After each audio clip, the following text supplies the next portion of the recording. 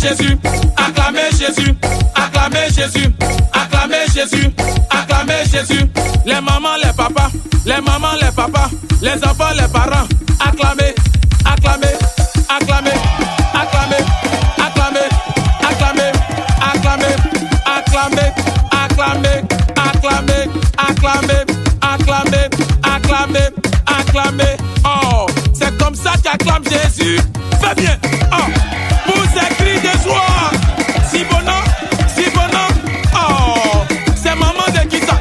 C'est maman de qui ça? C'est maman de qui ça? Maman, maman, maman, maman, maman. Si beau, si beau, si beau, si beau, si beau, si beau. Oh, Chalti, célébrons Jésus. Shalom peuple de Dieu, que la grâce de l'Éternel soit sur votre vie. Nous sommes encore très heureux de vous retrouver à notre émission Au cœur des Écritures. Comme vous le savez, c'est une plateforme d'édification, d'enseignement et de révélation des vérités bibliques. Et aujourd'hui encore, nous avons un thème aussi puissant avec un homme de Dieu que l'Éternel a oint, rempli de Saint-Esprit et rempli de puissance. Veuillez bien vous installer, nous commençons l'émission.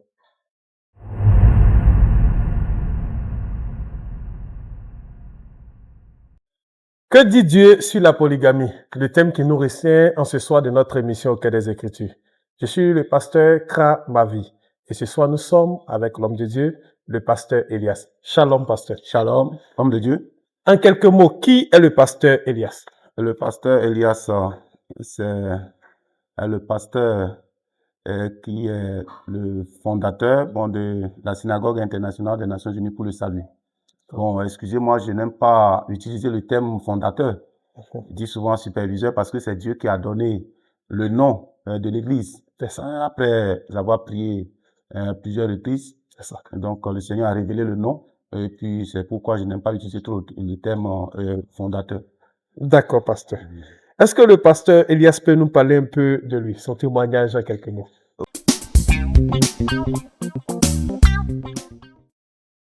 Oui. Bon, en fait, l'Église de la Synagogue internationale des Nations Unies a vu le jour le 23 février 2020. Donc, nous sommes dans notre 5e année d'existence et ça n'a pas été du tout facile, mais le Seigneur a permis que nous puissions véritablement faire asseoir cette Église et nous avions commencé cette Église. Donc, je suis marié et nous attendons des enfants.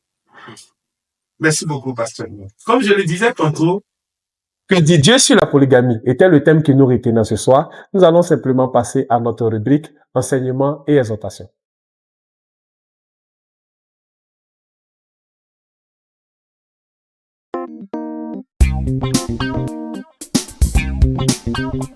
Shalom, peuple de Dieu, que Dieu vous bénisse. Comme je l'ai dit tantôt, je suis le pasteur Elias de la Synagogue internationale des Nations Unies pour le salut. Alors, en ce jour, il y a un thème que nous allons développer et ce thème est intitulé « Que dit Dieu sur la polygamie ?» Alors, nous allons, dans un premier temps, définir ce que c'est que la polygamie et à la suite de cela, nous allons rentrer dans les Saintes Écritures. Alors, la polygamie, c'est le fait de marier à plusieurs personnes, et à plusieurs femmes. Ou bien, bon, il y a une autre explication dans le dictionnaire Larousse qui dit c'est le fait de se marier simultanément à plusieurs femmes. Donc, c'est ça la définition de la polygamie. Alors, sans perdre le temps, nous allons rentrer dans les Écritures. Dans le livre de Genèse, chapitre 2, le verset 18, à partir du verset 18, et nous allons aller au verset 21 jusqu'au verset 24. Genèse, chapitre 2, le verset 18 dit « L'Éternel Dieu dit, il n'est pas bon que l'homme soit seul. Je lui ferai une aide semblable à lui. Je lui ferai une aide semblable à lui. » Il a dit une aide, bien précisé. Je lui ferai une aide semblable à lui. Maintenant, à partir du verset 21 jusqu'au verset 24, « Alors l'Éternel Dieu fit tomber un profond sommeil sur l'homme qui s'endormit. Il prit une de ses côtes et referma la chair à sa place. Il prit une de ses côtes et referma la chair à sa place. L'Éternel Dieu forma une femme de la côte qu'il avait prise de l'homme et il l'amena vers elle. Et il forma une femme de la côte qu'il avait prise de l'homme et il l'amena vers l'homme. Le verset 23.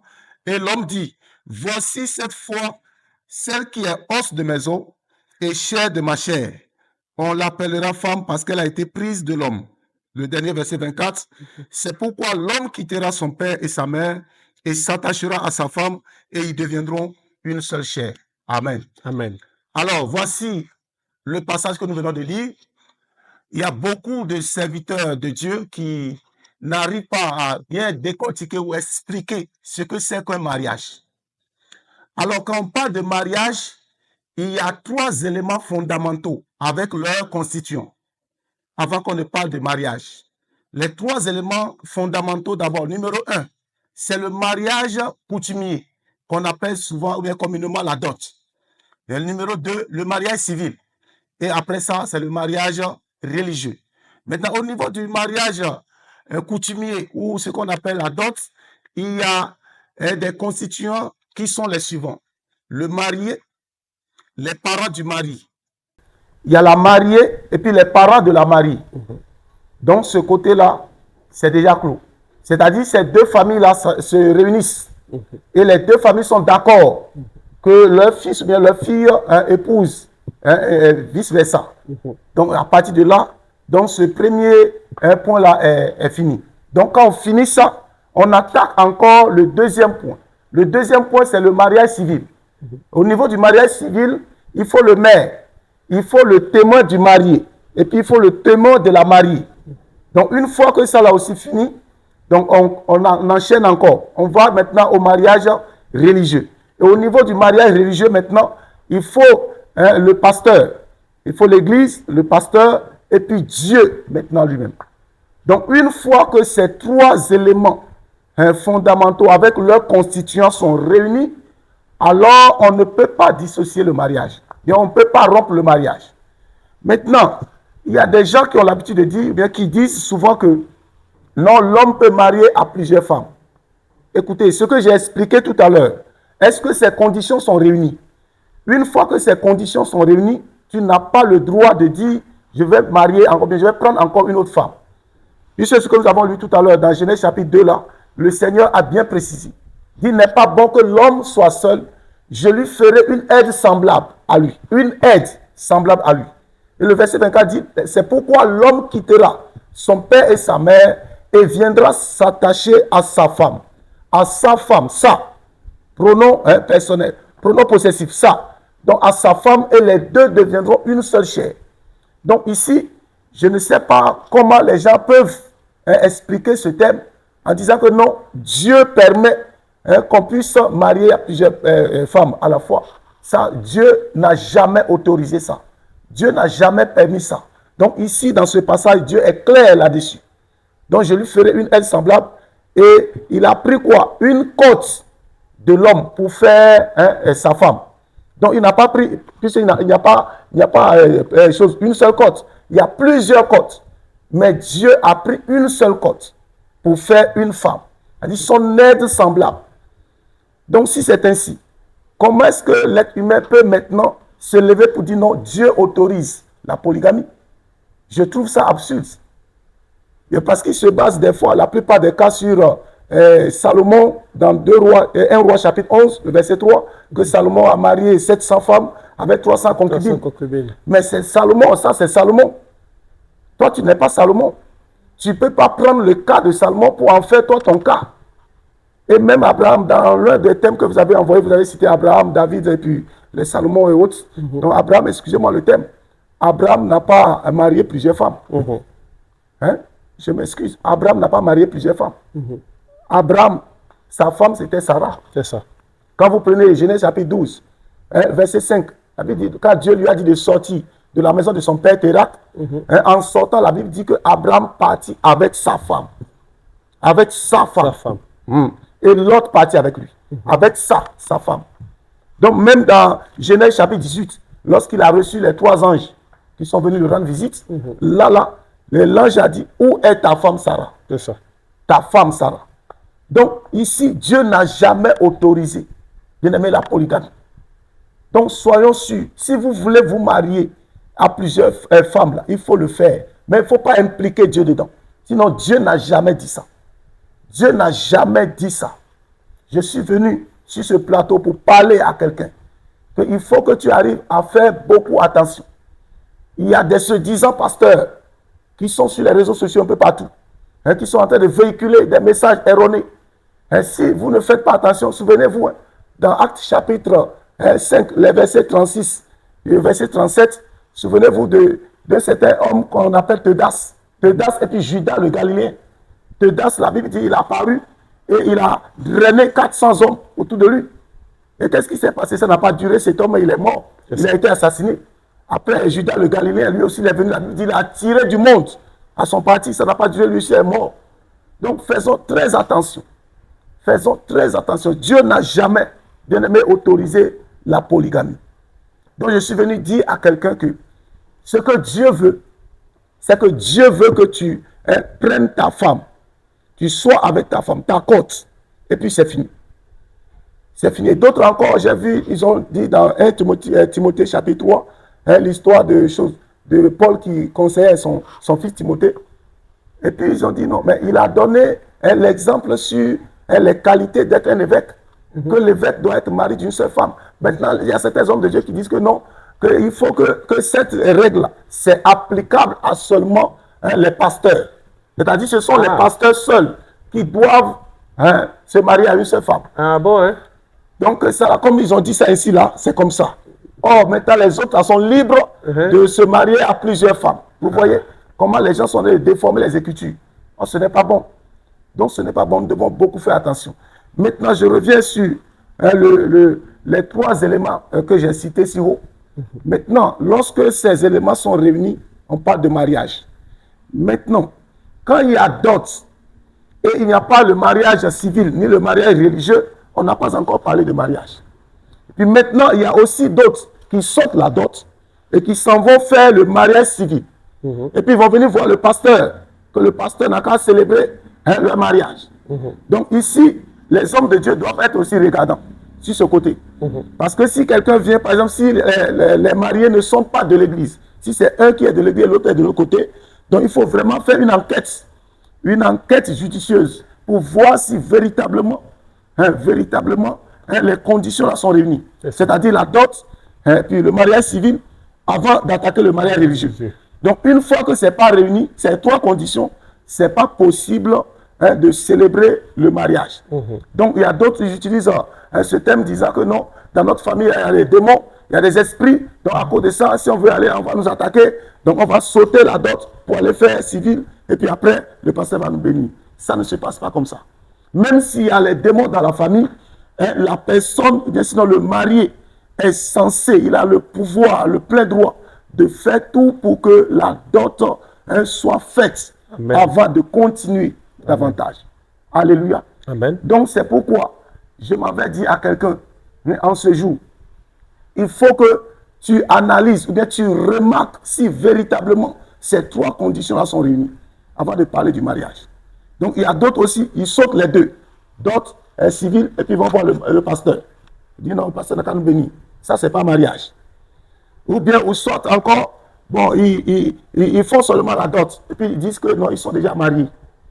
C'est vrai, dans l'ancien temps, il n'y avait pas de mairie. Il n'y avait pas de mairie, mais il y avait des hommes de Dieu. Et puis la dot était dans la Bible. Nous avons vu une chose, Jacob a payé la dot. Jacob a payé la dot. Et Samson, lui aussi, il a payé la dot. C'est dans la Bible. Ils ont réuni des gens. Donc c'est dans la Bible. Donc dans l'ancien temps, il y avait la dot. C'est seulement comment appelle-t-on, le mariage civil qui n'existait pas.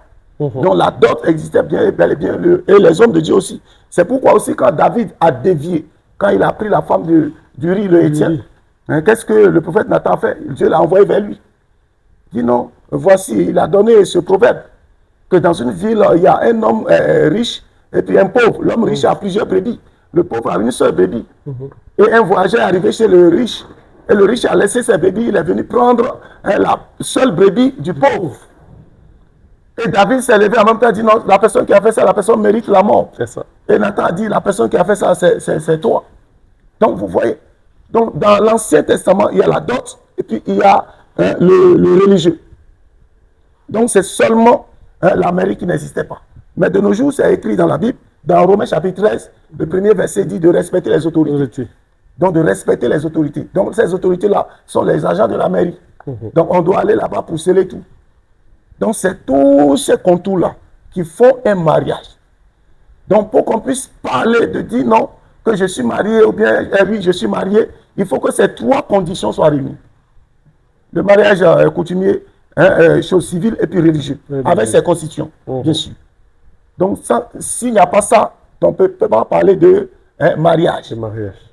Alors maintenant, je ne sais pas si en Côte d'Ivoire, ici, la loi là continue toujours par exister, c'est-à-dire cette loi qui dit que si une fois que tu maries une femme à la mairie, donc tu n'as plus droit de marier encore autre femme.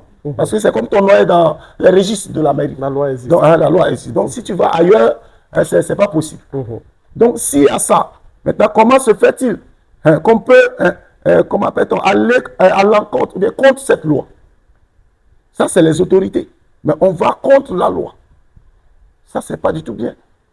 Donc, je suis venu en ce jour pour dire à quelqu'un qu'il faut que tu fasses très attention.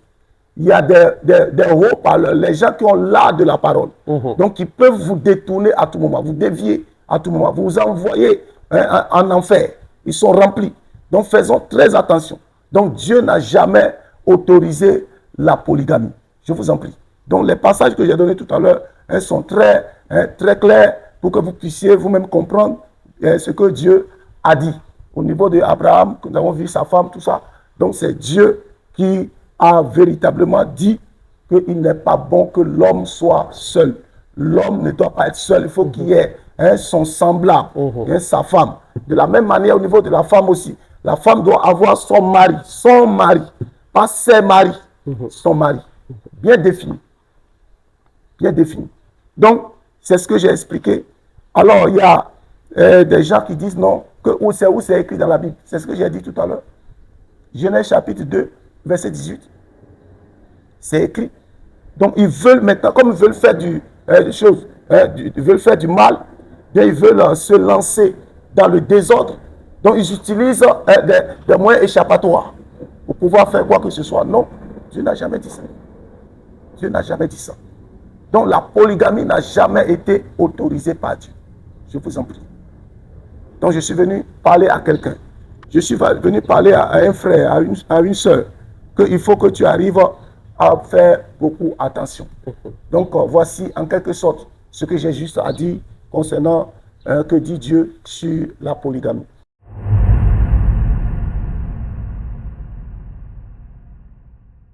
Merci beaucoup, pasteur. Amen, pasteur. On a été certainement édifiés par votre intervention. Et comme vous le savez, au Quai des Écritures aussi, il y a une rubrique qu'on appelle l'interaction avec le public. Car assez de personnes cherchent à savoir et aussi à poser des questions pour que vous nous éclairez encore davantage. Nous passons à notre rubrique, l'interaction avec le public.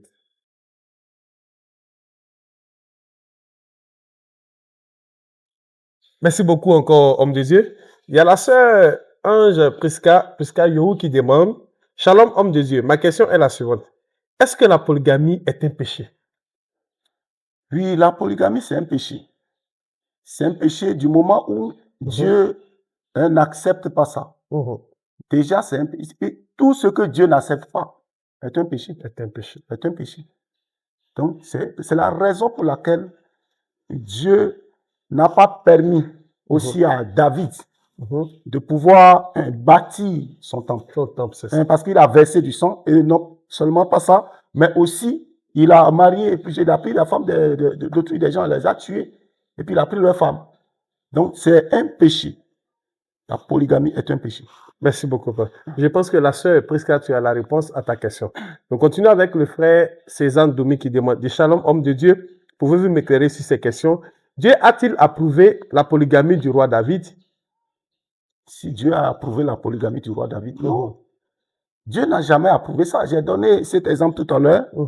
Et quand il a pris la femme d'Uri. Oui, et comment appelle-t-on Bathsheba? Quand il a pris Bathsheba, Dieu a envoyé le prophète Nathan vers lui en même temps. Dieu, ça veut dire que Dieu n'était pas d'accord. Dieu n'était pas d'accord. Dieu n'était pas content du fait que non seulement il a tué Uri, et puis il a encore pris sa femme. Il a encore pris sa Donc femme. Dieu n'était pas d'accord. Dieu n'était pas d'accord. Nous continuons encore avec le même frère. Il a assez de questions, ce frère. D'accord. Est-ce qu'il y a des personnes à qui, de façon personnelle, Dieu a approuvé les polygamies? Polygamie. Non, non. La réponse est déjà donnée. La réponse est Une déjà fois donnée. que la polygamie n'est pas acceptée par Dieu ou autorisée par Dieu, aucune personne dans la Bible, aucune personne dans la Bible, Donc Dieu n'a permis pour personne. Il Dieu n'a accepté permis pour personne. D'accord. On continue avec le frère Marcel qui demande: Shalom, homme de Dieu, pouvez-vous m'éclairer sur ces questions? Dieu a-t-il jamais condamné ou approuvé de façon explicite la polygamie? Il veut savoir parce que peut-être des personnes qui ont usé de la polygamie, est-ce que Dieu les a frappés? Est-ce que Dieu a fait quelque chose? Dieu a dit non, tout ça. C'est sa question qu'il pose. Si Dieu les a frappés. Oui. Oui, mais ils ont été frappés. Par exemple, au niveau de David, quand il a pris la femme en question, dont l'enfant qui est venu, qu'est-ce qui s'est passé? Dieu a pratiquement tué l'enfant. Donc l'enfant est mort. Donc ça, c'est une conséquence, drastique. Donc Dieu a frappé. D'accord. Dieu a frappé. D'accord. Nous continuons encore avec le frère Marcel qui demande: il dit, la polygamie n'est-elle pas peut-être une pratique culturelle dans la Bible? Une pratique culturelle. Écoutez, l'être humain, la plupart des cas, cherche ce qui l'arrange. D'accord. Sinon, au niveau de Dieu, Dieu n'a jamais approuvé. Ça, j'ai défini tout à l'heure. Donc, Dieu n'a jamais approuvé. Donc, l'être humain veut sortir, veut découvrir encore davantage. Vous voyez, je donne, par exemple, quand Dieu a créé Adam et Ève, il les a mis dans le jardin. Il a donné une loi, un ordre. Il dit, vous pouvez manger tous les arbres du jardin, sauf l'arbre de la connaissance du bien et du mal. Donc, quand Dieu a dit ça, admettons par exemple qu'il y a 10 arbres dans le jardin. Il ne doit pas manger un seul arbre. Donc, les 9 autres là, ils peuvent manger. Maintenant, qu'est-ce qui s'est passé? Ils sont allés manger. Ils sont allés l'interdit. C'est qu'on dit qu'il ne faut pas manger. Donc, l'homme veut découvrir. L'homme veut découvrir. C'est ça. Donc, c'est ça. D'accord. Nous continuons encore. Merci beaucoup, pasteur. Que signifie être le mari d'une seule femme dans Timothée 3, verset 2? Dans 1 Timothée. 1 Timothée 3, verset 2. Dans 1 Timothée 3, verset 2. Que signifie réellement? C'est ce que la question du frère Marcel. Que signifie être le mari?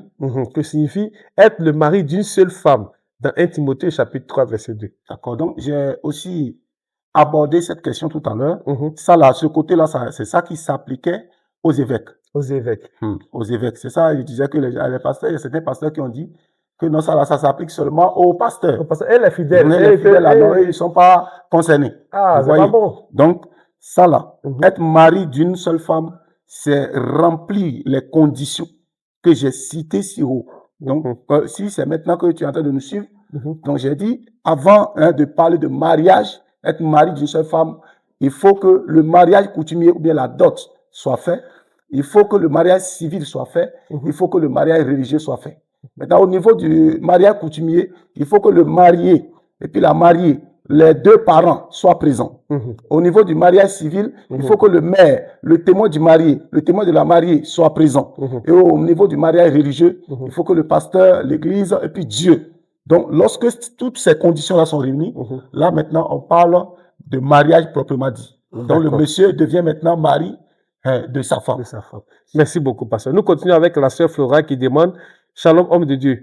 Peut-on parler de fidélité lorsque quelqu'un déjà a 2 femmes? Très bien, une très belle question.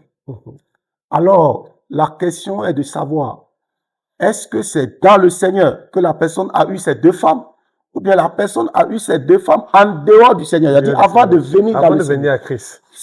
Donc, si la personne a eu ces 2 femmes avant de venir à Christ, bien avant de venir dans le Seigneur, donc là, il n'y a pas de chose. C'est le jour où la personne accepte Jésus comme son Seigneur et Sauveur personnel. C'est à partir de ce jour-là que les lois divines sont appliquées dans la vie de la personne. Donc, si c'est avant de connaître le Seigneur, là, il n'y a pas de souci. Maintenant, si c'est dans le Seigneur, donc là, il n'y a pas à faire de fidélité. Donc, il est infidèle. Il est infidèle. Il est infidèle, c'est ça. D'accord. On continue encore avec la même sœur. Quels sont les inconvénients de la polygamie? Les inconvénients. Les inconvénients sont nombreux. Et par exemple, le premier inconvénient de la polygamie, quelqu'un qui est polygame, un, les dépenses augmentent. C'est C'est-à-dire vrai. tu vas entretenir plusieurs femmes. Un même, une même, c'est quand même Donc, compliqué. les dépenses augmentent. Ça, c'est un. Maintenant, tu vas avoir aussi plusieurs enfants. C'est Si ça. tu as plusieurs enfants, la scolarité aujourd'hui, les choses sont très chères. C'est vrai. Donc, tout ça pour faire face à cela, c'est pas du tout facile. Maintenant aussi, tu ne peux pas avoir aussi la tête tranquille. Parce qu'il y a certaines femmes parmi elles qui vont se comporter de façon contraire à la loi. Bizarre. Et tout ça, bizarre. Et tout ça, là, ça pèse sur ton esprit, ton cerveau. Donc, tu ne peux jamais être à l'aise. Je ne peux pas être à l'aise. Tu ne peux pas être à l'aise. Donc, tout ça, ça fait partie des choses. Merci beaucoup, pasteur. Nous continuons encore avec la question. Est-ce que la polygamie peut nous permettre d'aimer deux personnes au même moment? Parce qu'il y a des personnes qui enseignent ça, peut-être c'est à cause de ça que la personne pose la question, pour dire que si je dois avoir deux femmes, c'est qu'il faut les aimer équitablement. Est-ce que cela est possible? Ce n'est pas possible. Ce n'est pas possible. Ce n'est pas possible d'aimer deux personnes à la fois. Ce n'est pas possible. Le cœur là est un. Le cœur est un. Et le cœur est pour une seule personne. Pour sa femme ou bien pour son mari. Donc, si toi, tu as deux, comment est-ce que tu peux, par exemple, partager? Est-ce que, par exemple, excusez-moi le terme, la nuit, tu peux être au même moment avec la sœur, ta femme X, et puis au même moment avec ta femme Y. C'est question. C'est pas possible. C'est pas possible. Donc, le cœur est un. Donc, tu peux pas partager ce cœur-là avec quelqu'un d'autre. D'accord. Nous allons continuer encore. Une autre question nous est posée, une demande. J'ai déjà deux femmes. Je veux devenir chrétien. Je dois laisser les deux femmes? Très bien, c'est une très bonne question. Déjà, il a eu les deux femmes avant d'être chrétien. Avant d'être chrétien. D'accord. Maintenant, quand il vient au Seigneur, il doit venir avec ses deux femmes. Venir avec ses deux femmes. Dans le Seigneur. Maintenant, c'est au fur et à mesure que le pasteur prêche la parole de Dieu. Il prêche, il prêche, il prêche. Un jour viendra où l'une de ces femmes va se sentir pas à l'aise dans le foyer. Et elle peut même décider de partir. Sans que le mari ne lui dise de partir. À travers des enseignements de l'homme de Dieu. Et quand le Saint-Esprit aussi descend pour convaincre cette dernière, elle est obligée de partir. Bien, Dieu peut envoyer un ange dans la vie quotidienne comme ça, envoyer un ange sur son chemin pour dire c'est pas ton mari est ailleurs. Il faut quitter et tu vas voir ton mari. Et puis c'est tout possible. Elle va pas. Depuis si on fait tout et puis elle va pas. Non, je dis par l'Esprit de Dieu. Par l'Esprit de Dieu. Par l'Esprit de Dieu. Quand on prêche là, l'Esprit de Dieu peut te toucher. C'est ça. Et tu reconnais que la position dans laquelle tu es est une mauvaise position. C'est ça. Et puis à partir de là, paf, tu t'en vas, tu quittes. Et c'est tout. Maintenant, excusez-moi. Allez-y. Il ne faut pas faire les choses dans la chair. Dis à une de partir, tu es en train d'utiliser la chair. Ça, c'est une façon charnelle de faire les choses. Or, quand tu lui dis de partir, si elle s'en va, elle peut aller se tuer. Bon, il y a un cas comme ça qui est arrivé chez nous. Excusez-moi le terme, je ne vais pas dire le nom de la religion, mais il y a un monsieur, il vient de notre village, mon village paternel. Le monsieur, il a marié 3 femmes. Marié 3 femmes, et puis après, il y a une qui est partie. Donc, c'est quand l'autre est partie, les 2 restantes là. Donc, c'est quand il a les 2 là, qu'il va se donner maintenant au Seigneur. Donc, il se donne au Seigneur, il rentre à l'église, et puis l'homme de Dieu lui dit, tu dois chasser la 2e femme. Donc, il dit d'accord, il a compris. Donc, il arrive à la maison, il fait sortir les bagages de sa 2e femme. Et cette dernière, elle est partie. Quand elle est partie, elle allait dire à ses parents, voici ce que mon mari m'a fait. Les parents disent d'accord, ils ont compris. Or, les parents n'étant pas chrétiens, donc ils vont aller chez les marabouts. Et puis, ce dernier, c'est-à-dire le marabout, il a fait des incantations. Et puis, la femme du monsieur, la première qui est restée là, elle est morte. Oh. Quand la femme est morte, maintenant, le monsieur, il était devenu une chose. Il était déconcerté. Il se trouvait dans le désarroi. Il ne pouvait absolument pas vivre. Donc, jusqu'à ce que vraiment c'était difficile. Donc, et puis c'est ainsi. Donc, ils ont agi dans la chair. Si c'est dans la chair, il y a toujours des conséquences très néfastes. Nous allons terminer avec la dernière question. Dis Shalom, homme de Dieu. Nous sommes nés dans une famille polygame. Doit-on dire que Dieu ne nous reconnaît pas? Amen. Amen. Ça, c'est une très bonne question. Dieu n'a jamais détesté un enfant. Pendant que vous êtes dans cette famille polygame, Dieu vous aime. Et il a fixé un jour où cette famille-là va le connaître. Maintenant, si ce jour-là arrive, si Dieu te donne cette occasion, à partir de là maintenant, toi tu acceptes le Seigneur, donc c'est fini. C'est-à-dire, toi, tu dois briser cette loi. Briser cette loi. C'est comme c'est une loi qui est en train de gouverner la famille. Donc, si Dieu touche une personne et puis elle sort de cette polygamie, elle doit briser ça. Et commencer maintenant par prier pour les autres, pour que les autres aussi puissent sortir dedans. Sinon, au moment où ils n'ont pas connu le Seigneur, là, Dieu les aime, tous. Jusqu'à ce que le jour arrive, et puis Dieu décide maintenant de commencer par les prendre un à un. Donc, voici. Merci beaucoup, Pasteur Elias. Merci beaucoup. Je pense que chaque invité a reçu, selon la question posée, les réponses inspirées du Saint-Esprit. Et nous allons passer à notre rubrique moment de prière et intercession.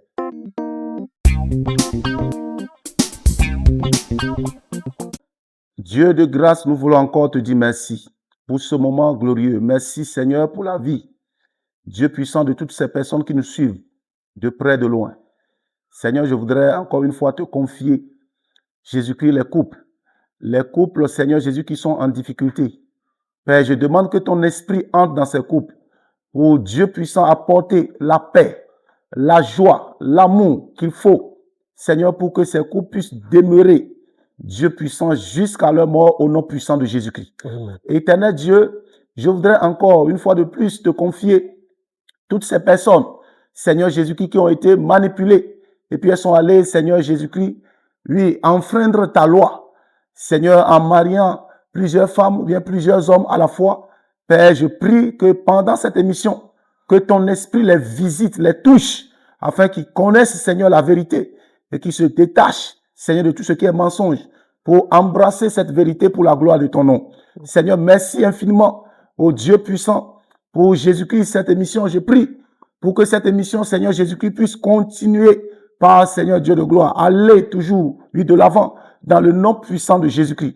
Donne des moyens financiers qu'il faut, des moyens matériels qu'il faut, pour que, Seigneur Jésus-Christ, cette émission puisse apporter, Dieu puissant, oui, la vie, oui, dans des couples, la vie, dans des familles, dans le nom puissant de Jésus.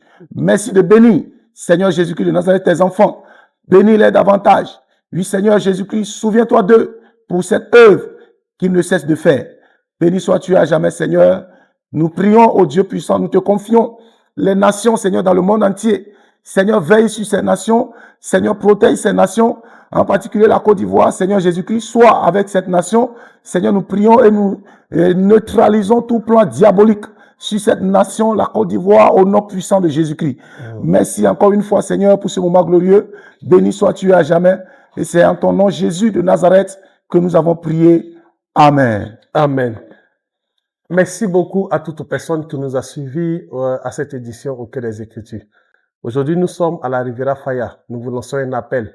Demain, pourquoi pas dans votre église? Tu es pasteur, tu es apôtre, tu es prophète, tu es évangéliste ou tu es docteur. Tu souhaiterais passer à l'émission. Simplement, écris-nous sur les différentes plateformes au Cœur des Écritures, que ce soit sur TikTok, Facebook ou YouTube. Toute personne qui souhaiterait nous informer ou aussi peut-être nous soutenir dans notre émission, regardez, il y a des mots qui s'affichent en bas de votre écran. Certainement, vous avez besoin de la parole de Dieu et certainement, nous aussi, nous avons besoin que vous nous invitez afin que l'émission puisse passer. Que Dieu vous bénisse. Shalom chez vous.